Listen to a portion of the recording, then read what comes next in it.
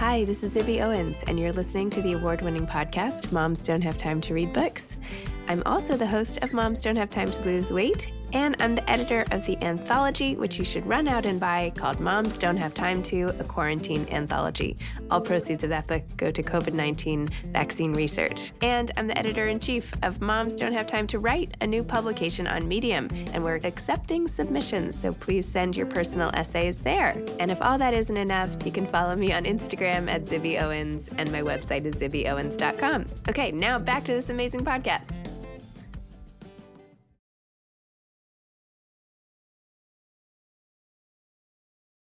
Welcome, Dawnie. Thank you so much for coming on Moms Don't Have Time to Read Books to discuss the final revival of Opal and Nev.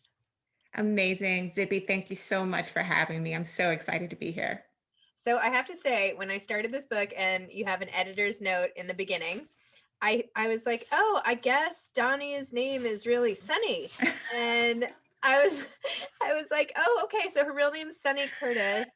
And interesting that this is her family. I didn't realize that this is sort of part memoir. And then I was like, I am a moron. That is not at all what's going on. This is all fiction, and it is so clever and so like unique and awesome. So Thank you so much. so why don't you tell listeners how the concept and structure of the book is how you came up with it, and then more about just like how you came up with this idea in general. Sure. So, I'll start talking about the structure. It's a fictional oral history, which is basically a series of interviews, and it's sort of, interjected with bits of memoir from the journalist who is putting together this story of Opal and Nev, who are an unconventional duo, a Black American woman and a white Englishman who make music together in the early 1970s. I worked many years as a journalist at Entertainment Weekly, actually, for about 6 of those years. And oral history was a format that we always used to tell the stories of like big beloved movies and albums, just to kind of get the story from all the people involved of how those things came together.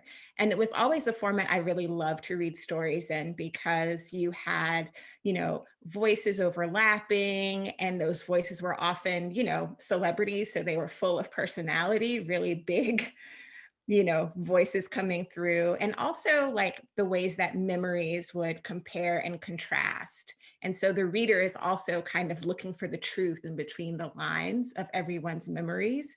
And so I was really intrigued by that idea for this book. Wow.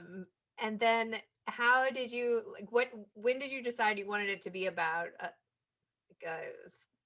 performers and this relationship between them, and to have this editor be a voice? Because oral history, sorry, I'm like stumbling over my words, but oral history is such a cool concept in general, because it's almost like this could be a podcast. Like the whole book you just hear it, right? I love that idea. Right? Gotta do Yeah. it. I'm sure you have lots of plans to do things like that, using the oral history of it to do it on, to make it like a companion piece, if you will, but to read Yeah, it. the audiobook is going to be awesome, I have to say. We're very excited about that.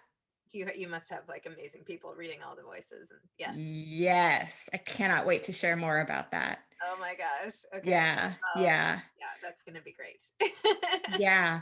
But I'll tell you a bit about how the idea sparked. In 2013, I was watching concert footage from one of my favorite bands, Talking Heads. And at center stage, you had the front man, David Byrne. If anyone remembers the Once in a Lifetime video, he sort of dances in a really quirky way, and he's just such a fascinatingly kind of weird figure that I've always really loved. But then the camera pans over, and then you see to his left his backup singers, 2 Black women whose names I've since learned are Lynn Mabry and Edna Holt. And I found them so fascinating as well. Like, They had like these braids and these red lipstick, and they had like these gray short suits that matched his boxy gray suit. And I had this crazy urge to stick my hand in the screen and literally pull one of them to center stage with David Byrne and just watch them for the rest of the show. And I just could not get that image out of my head, of these two people together. And so that kind of sparked a series of what if questions, like what if two people like this really did get together and make kind of artsy, weird rock and roll music? And I just started going from there. Wow. Yeah. And even in your opening, in the letter where your Sunny, who is the protagonist of sorts, telling the story, has her own really powerful story with her own, Yes. the death of her father, and the mother's alter ego of sorts, in the family, with having to compete essentially against somebody with so much spotlight on her and all of that. Yes. And yes. that, like, the secret, I mean, it's just it's a lot of like pain and also a lot of like gratitude deferred when she realizes what's been going on all these years, and then undertaking this big project. It's so neat. I don't know, I'm not making much sense, but I think it's just so tell me about how you got your start as a writer. I know you were at Entertainment Weekly and all these other things, you have an MFA and everything, but tell me more about your journey to getting here. Yeah. So, again, I was a journalist for 20 years and I got into that field because, even as a kid, I was very practical. I always loved to read and I always wanted to write fiction, but I didn't know that you could actually make a living doing that. It wasn't something that I thought was a practical thing to do. And so that's why I entered journalism. But the secret about journalism is kind of like the higher up you get, the less writing you do. So near the end of my career, as I was an executive level editor at Essence Magazine, wonderful brand, loved my experience there. But, it was a lot less about writing and a lot more about managing people, doing some light editing. And so I still had this craving inside me to express myself creatively. And so, I started writing this book kind of on the edges of my day, like really early in the morning. If I had the energy after work, I would work late at night. Like any time of day that was quiet and my emails weren't blowing up was when I was writing. And I reached a point with it where I just wanted to focus on it full time. And I, had a friend who was a writer and was telling me kind of about all the opportunities that are out there, the fellowships and things like that. And so I applied for a fellowship at an artist residency called McDowell, and I got in. And, when I applied for that, I promised myself that I would really go for it if I got in, really not thinking that I was going to get in. But when I did, it was like, okay, time to jump. And I did. And I ended up, while I was there, learning about such a thing as an MFA. And that fall, I applied to programs, got into Iowa, and that's where I finished the first draft of this.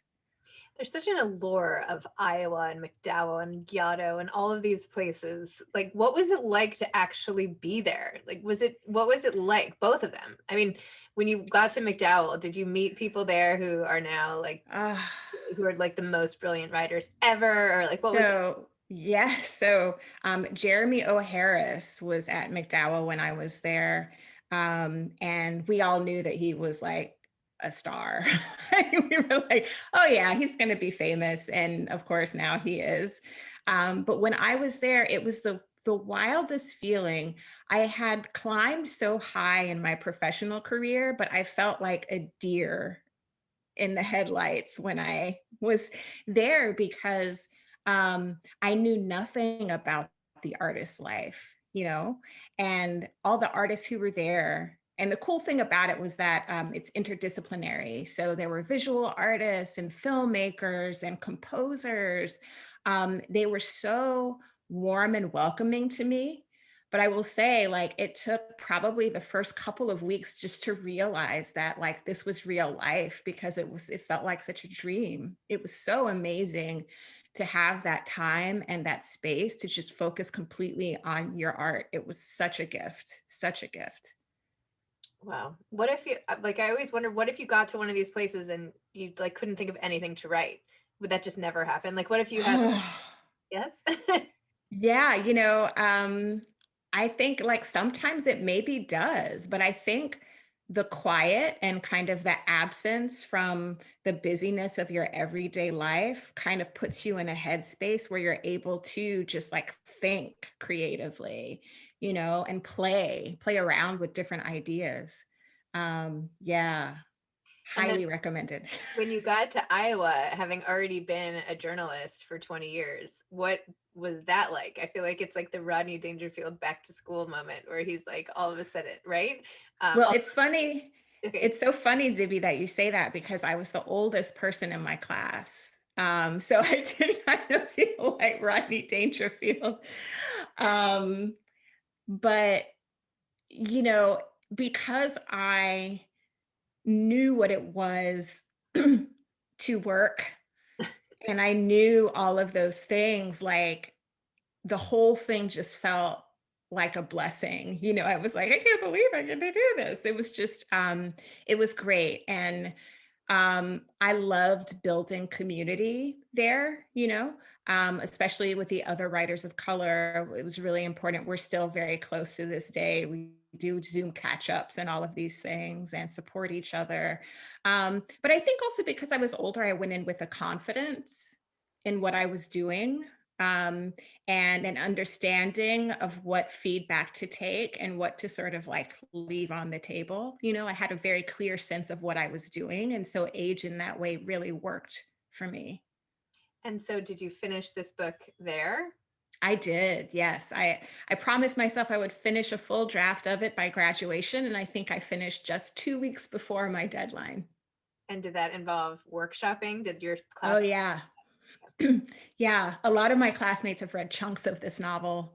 Um, yeah, so I workshopped it, I think maybe 3 semesters out of the 4. I took one off at a point where I was sort of blocked with the novel and not sure what happens next. I took time off to work on some short fiction, but yeah, I workshopped it heavily and it was incredibly helpful. Wow. So it's almost like in addition to all the different characters that you profile in a way in the novel, you're also sort of carrying forward all the people you did your whole program with and like you have so many people with a hand in it. It's like a collaborative production in a way. It's so cool. It does feel that way. Yes. Yes. I'm so thankful to so many different people, even people in pandemic, I have made such wonderful community just online between, Robert Jones Jr. and Disha Filia and some wonderful champions, Dantiel Moniz, Kiese Lehman have all been great. People I've never actually met in real life, but, we found a way to have conversation and community with each other, which has been absolutely wonderful. Robert Jones Jr. was on my podcast. He was so nice. He's awesome, isn't he? He's so great. Yeah. I feel like real life friendships, like what does that even mean? I I've know. made so many, I've like connected with so many people this year. I'm like, I don't even know. When I walk out on the street, I'm like, am I gonna know everybody? Now what? Are there any people who might be like, at NYC Flower Girl? Like maybe that's her. Right. We email Yeah. I don't know. It's just crazy. Yeah. The way relationships could have morphed virtually, and I don't know. I'm interested to see the integration of how you absorb new relationships, right? That you make and then put I them with the know. old ones when this whole thing, God willing, ends. But Well, the funny thing is that Robert and I figured out we're neighbors. Like he literally lives doors down from me. Right. So we're so excited when this is all over to get a drink or a coffee or something Aw. like that. Yeah. Yeah. So what are you working on now? Well, right now I'm really like trying to savor this moment. Being a late bloomer, it's like I still am pinching myself that this is happening, and I'm trying not to like freak out about the next thing. But I do have an idea for a second novel. And when things quiet down a bit, I'm excited to sort of sit in some quiet time and really think through the characters, because that's how things really kind of spark for me, is thinking about characters first. So I'm eager to put some meat on those bones. That's exciting. And Yeah. music coming and all sorts of fun stuff. That's great. In terms of like how you would attack it now that you don't have the structure of like a program, but you've taken all that knowledge with you, have you thought about, not to say you have to start thinking about your next project, but how do you like take all those lessons of community and collaboration and everything, and then when you're not in one of those structured settings, how do you then move forward and like start your next project? Right. Yeah. I think for me, it's about just leaning into what feels natural for me. In writing fiction, I've never been a huge planner. It's always been like a space where I kind of come in and play and sort of let the characters unfold how they sort of naturally do, instead of having like pinpointed like plot points. So for that, it's that for me. And it's also reaching out to like my Iowa friends who are all over the country now doing their own things and saying, hey, do you mind reading this? We still trade work and give feedback. Yeah. Yeah, Yeah. that's a silly question. I shouldn't have assumed that just because you're not in the program, you don't still have the same Oh, code. it's different though, because people, have they're very busy. People have kids, they have jobs, so it's different from being kind of in that bubble of Iowa where it was like you knew for sure every week you're going to be workshopping somebody. Yeah. And do So you miss the journalism world? Uh, I miss my friends from the journalism world. And I miss, working at Essence was such a wonderful experience. Because the women that we covered were so inspirational, themselves. So it was so wonderful to connect with women like that and to work on like the live programming we did, Essence Festival, that kind of thing was really fun. I have to say, like, I'm happy not to be like managing people or managing budgets or anything like that anymore. Especially, it's a really tough climate for print media. And it has been for some time now. So I don't miss that part, but I miss the people for sure. It's such a shame that this has happened to magazines. I feel like I just read there's a woman named Kristen van Agrop who used, Yeah, real simple. I know Kristen. Yeah. so she has a new book out, coming out, called Did I Say That Out Loud? And she has a whole chapter on when she ends up leaving Real Simple. And you can just tell how emotional she was about it. What happens when your baby becomes a true like business on the chopping block in a way. Like, I don't know, she Yeah. just captured what has been happening. I mean, I interned at a magazine when I was like 19, so this is like a long time ago, but as a bystander, I've been witnessing this slow shifting that's happening with the industry, and I'm so sad Yeah. about it because I love print media. Like, I love whole. Yeah. Absolutely. It is a really emotional thing. It really, really is. Yeah. So just I'm sorry that yeah, it just to have something so creative and be taken apart. I don't know. It's just real. It's a big bummer. Yeah, it is. So do you have any advice for aspiring authors? Yeah, I was thinking about this question, and I think for me, it boils down to two things. It is find time and find community. And community can be anything from a writing community, of people that you're trading work with and workshopping, or a community could be like your support system, your family and your friends that like, you know, take over some things off your plate so that you have the time, because you have to put time into it. You have to like sit in the chair and do the work, and you need that mental space to think and to play. So those two things I think would be my top advice. Those are Yeah. great things. I miss those things. Yeah. Awesome. Well, thank you. I'm glad both of our internet somehow. I know. I was so worried. I'm glad it worked out. And thank you for this super creative, awesome book, The Final Revival of Opal and Nev. And I'm excited to see all the things that come from it and whatever you do next. And it's just super exciting. Thank you so much, Zibby, and congrats again. Oh, thank you. All right. Have a great day. You too. Okay. Bye-bye. Bye-bye.